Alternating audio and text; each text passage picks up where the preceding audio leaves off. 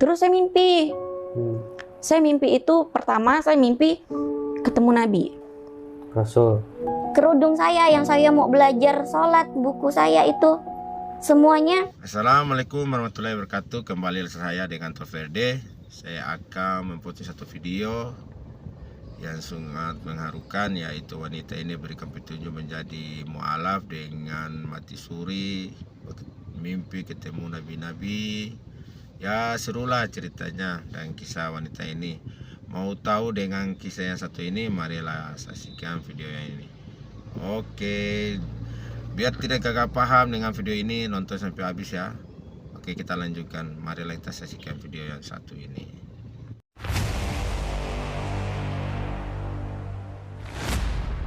Kenapa Kaita memutuskan mualaf? Nah, satu itu pertanyaan besarnya kayak gitu, big picture apa sih yang menarik? Tadi kan sebelum kita rekaman kan pernah bilang katanya dari tahun 2010 ya, kayak gitu. Why? Kenapa gitu? Panjang ya kalau mau diceritakan Penyakin kenapa aja, saya harus mualaf.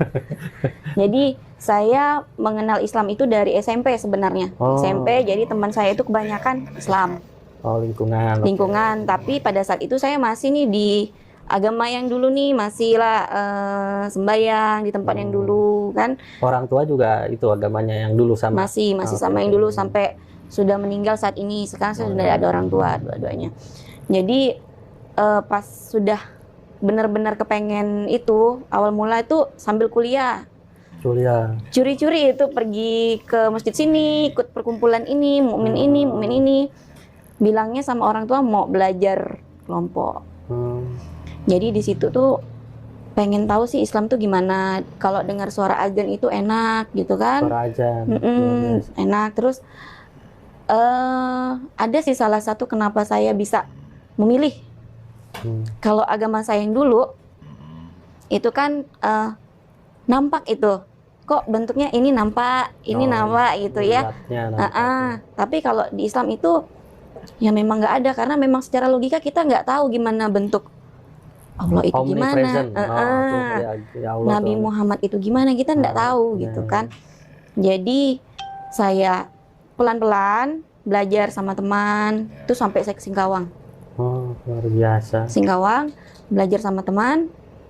Pas meyakinkan diri itu saya pernah mati suri soalnya. Pernah? Iya. Kenapa mati suri gimana sakit maksudnya? Pada saat itu sakit. Jadi saya tuh kecapean, kayak istilah kena apa sih kalau yang kecapean itu tiba-tiba pas saya pulang kerja enggak apa sih penyakit kecapean itu pokoknya udah letih, rambut tuh berguguran gitu. Rambut tuh gugur pokoknya. Jadi itu saya ingatnya saya pergi ke kamar tidur. Terus tiba-tiba bangun itu udah banyak yang berjejer gitu ya, tiba-tiba jejer manusia. Tapi sama semuanya, cuman nggak nampak siapa nggak nampak. Di situ sebelah saya, di tangan saya tuh ada kertas putih, di situ tanda tanya. Terus saya ditanyain, nama kamu siapa, agama kamu apa, nabi kamu apa, ditanyain. Saya sebut semuanya. Saya pada saat itu lagi mau ini nih, tapi saya udah hafal 2 kali kalimat syahadat. Di situ saya nyebutkan 2 kali kalimat syahadat karena seperti yang tanya sama saya ini kayak enggak yakin saya beragama Islam.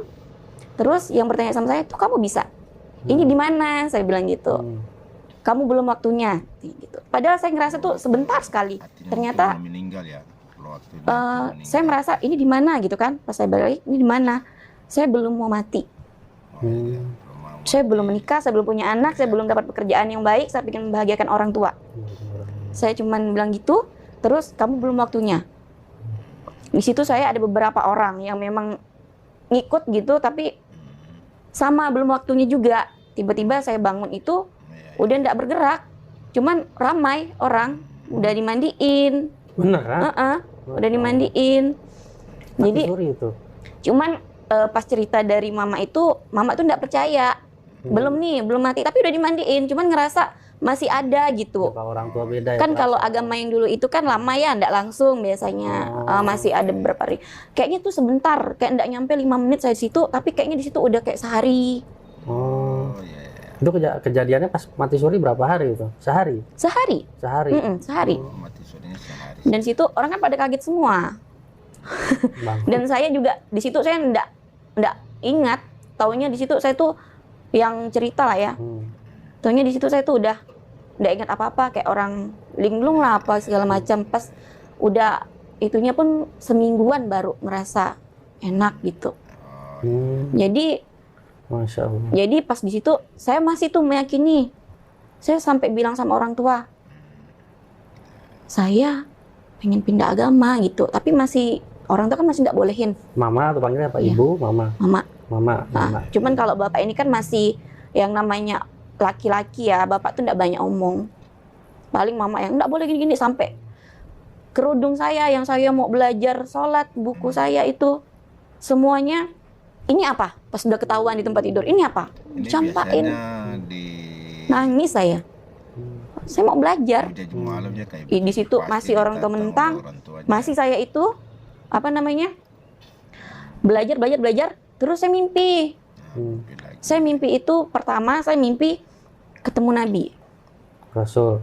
Ya, Nah. ada 4. Nabi Isa, Musa, Nabi Nuh, dan Muhammad. Saya jalan. Kalau untuk Nabi Isa tuh ya memang nampak wajahnya, cuman ya kalau Nabi yang lain tuh nggak nampak. Apalagi Muhammad. Muhammad itu cuman silau aja sih. Bentuknya pun kita nggak tahu, pokoknya silau.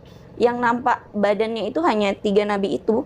Cuman yang mukanya yang jelas itu Nabi Isa. Masya Allah lah pokoknya. Dan kata Nabi Muhammad, kan pada saat itu kan saya disuruh nyebrangin sungai. Jika kamu percaya, kamu tidak akan tenggelam dan akan di tengah-tengah akan dijemput oleh Nabi Nuh pakai sampan. Saya takut disuruh nyebrang. Saya ninjak namanya sungai itu, kayak saya ninjak lantai dan nyampe di tengah. Balik lagi. Terbangun saya. Terbangun. Itu saya tuh kayak mus-musan. Itu mimpi yang pertama. Selang beberapa bulan atau beberapa itulah, mimpi yang kedua ketemu dengan mimpi lagi yang kedua seperti kayak bapak-bapak udah tua pakai tongkat gitu, pakai tuh pokoknya kasih ngerudungin saya gitu, ngerudungin di padang gurun, ngerudungin. Kaget saya, bangun lagi sebentar mimpinya, terus tidak lama ketemu lagi dengan kakek-kakek itu di atas gunung, kasih saya Al-Quran yang berlapiskan emas. Saya pegang gini. Nah dari situ saya tuh makin kenapa? yakin. Kayak pertanda Yakin.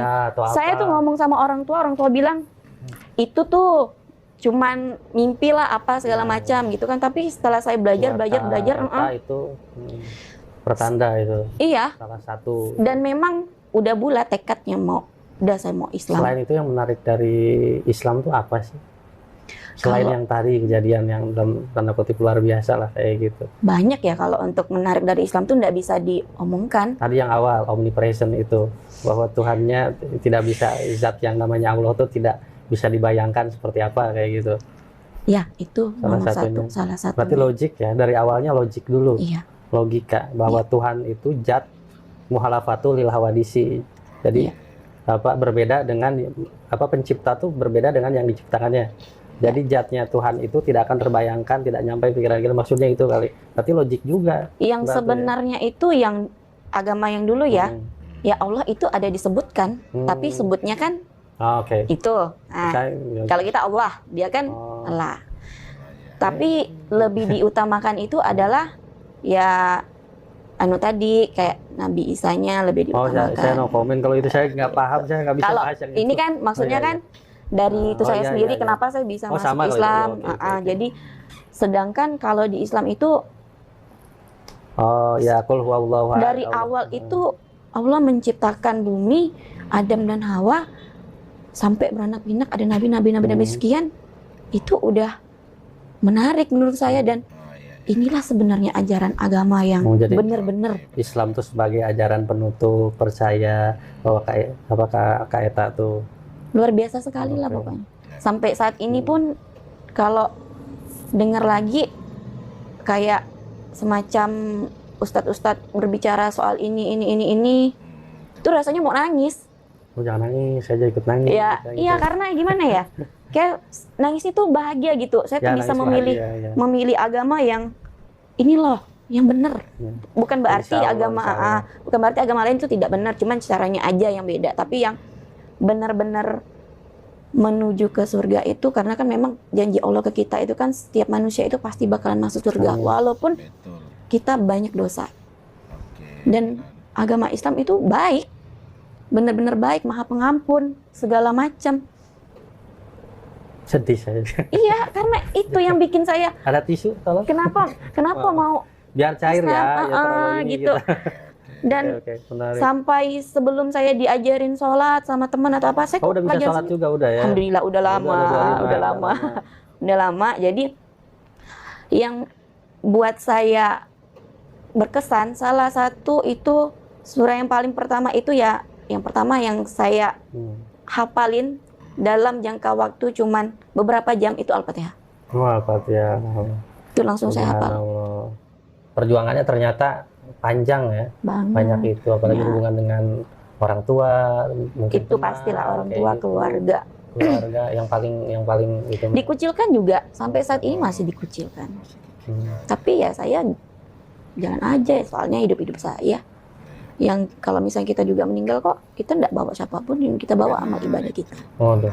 Kalah kita. Tuh kalian. Tuh kalah ya. Malah. Kalah kita ini. Enggak lah, gitu. bisa. Biar nggak terlalu ini, saya terbawa perasaan. Jadi makanya tadi saya bawa-bawa gitulah biar nggak terlalu apa Saja ada sedih saya ini. kayak gitu. Tadi berarti sholat udah bisa, ngaji Iya. udah ini, alhamdulillah. Ngaji sih belum terlalu lah, tapi ada. Boleh nanti saya temenin itu, nanti ada ustadz yang Boleh, pinter boleh, ngajar ngaji. boleh. Bukan saya nggak terlalu pintar amat lah. Kayak gitu. Boleh. Kayak gitu. Ngaji juga tapi udah bisa ya baca Quran Insya sedikit-sedikit. Allah. Insya Allah Insya udah luar Allah. biasa. Haji gimana? Ada rencana kapan mau umroh atau apa? Pengen? Kalau menurut saya itu sebenarnya keinginan tuh ada, tapi itu tuh kalau Allah juga mengabulkan itu hadiah yang sangat-sangat besar buat saya gitu kan. Ingin tapi ya kita jalanin aja dulu, gimana nanti Allah ngasih rezeki. Kalau memang udah waktunya bisa umroh, Percaya. Kalau kata Bisa Ustaz aja, Haji. Lukman, percaya dulu aja, niatkan, bikin paspornya dulu, bukan gitu ya? Nanti bikin aja paspornya dulu, entah mau kemana. Atau tiba-tiba besok bener loh, kalau udah iman kayak amin, gitu. amin. Iya itu, bilang Pengennya Ustaz sih. Lukman awas ya kalian. Pengen ya semua Enggak. mimpi orang yang beragama Islam tuh pasti mau ke tanah suci Iya, ya. betul. Pastilah, guys. Tapi tidak untuk kemungkinan walaupun kita tidak nyampe umur kita juga pasti ketemu sama Allah. Itu aja. Amin. Waduh, luar biasa. Sedangkan kita sholat, anggap ya kita sholat, kita kan ngadep kiblat, ya udah depan itu kiblat. Ya udah kita di depan kiblat, ya udah nyampe nih di rumahmu. Sebenarnya enggak juga sampai ke tanah suci, kita sholat aja tuh udah inilah rumahnya Allah. Perasaannya beda loh, udah tanah suci, lebih auranya beda. Benar sih. Ya. Tapi kalau saya sih, menurut saya yang saya jalanin ini, saya sholat alhamdulillah 5 waktu. Saya merasa kalau saya sholat itu di depan saya ya udah Ka'bah. Luar biasa. Udah. Oke, kalau gitu terima kasih. Kapan-kapan kita bisa ketemu lagi ya Bang ya. Insya Allah, amin. Untuk kedepannya mungkin dengan cerita yang lain Oh lagi. iya, kita bahas yang lain-lain boleh lah. Oke, Kayak kalau gitu. Baik, terima kasih untuk semuanya. Assalamualaikum warahmatullahi wabarakatuh. Waalaikumsalam warahmatullahi wabarakatuh. Waalaikumsalam warahmatullahi wabarakatuh. Oleh guys, sahabat Verde, hari ini kita telah melihat video yang cukup mengharumkan. Wanita ini diberi hidayah dengan berbagai macam petunjuk dari mimpi, mati suri, ya. Semoga ibu ini menjadi wanita soleha, bisa naik haji. Oke, sekian dari saya video ini. Semoga bermanfaat. Assalamualaikum warahmatullahi wabarakatuh.